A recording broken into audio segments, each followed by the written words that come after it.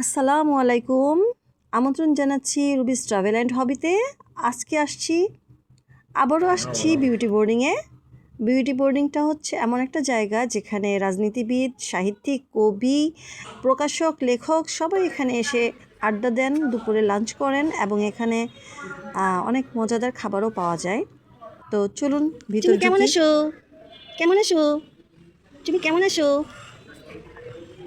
1949 সালে নির্মাণ করেন বিউটি বোর্ডিং নলিনী মোহন সাহা ও প্রহ্লাদ চন্দ্র সাহা দুই ভাই। তো কবি শামসুর রহমানের প্রথম কবিতা কিন্তু এখানেই মুদ্রিত হয়। মুখ ও মুখোশের ছবির শুটিং প্রথমে এখানে হয়েছিল।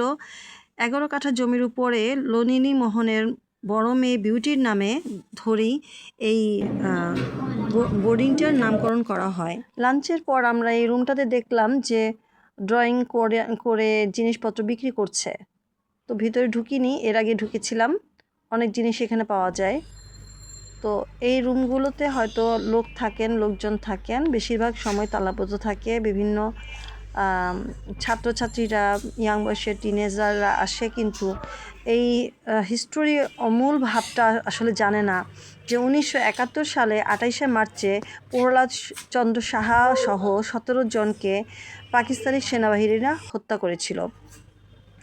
এখানে বুদ্ধিজীবী, শিল্পী, পরিচালক সহ নানা পেশার মানুষ আসতেন এবং এখানে অনেক শিক্ষক, রাজনীতিবিদ, ব্যবসায়ী এবং প্রহ্লাদ শাহ সহ এখানে নিহত হন। 1971 সালে 17 জন সদস্যকে বিউটি বোর্ডিংয়ের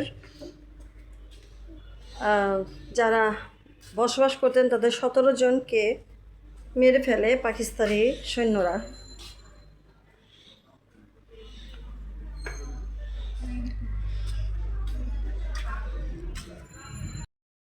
এখন বলে দিচ্ছি বিউটি বোর্ডিংটা কোথায়। এটা সদরঘাটে আসবেন।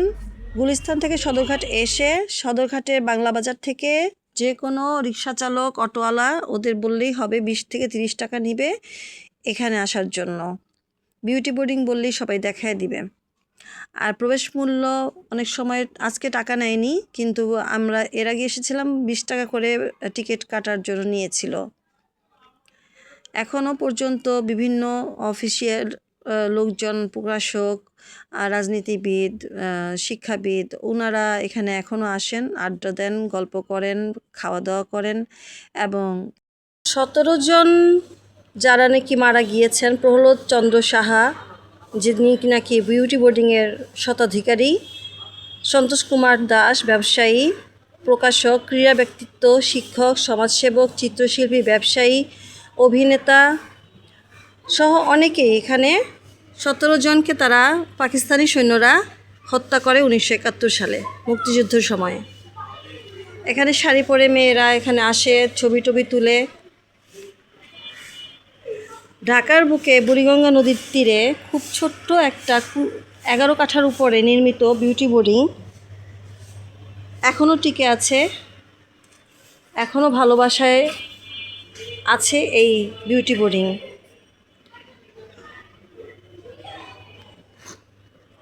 বিউটি বোর্ডিংটা কিছু কবি সাহিত্যিক তখনও আসতো, যেমন ইমরুল চৌধুরী এবং আরও কিছু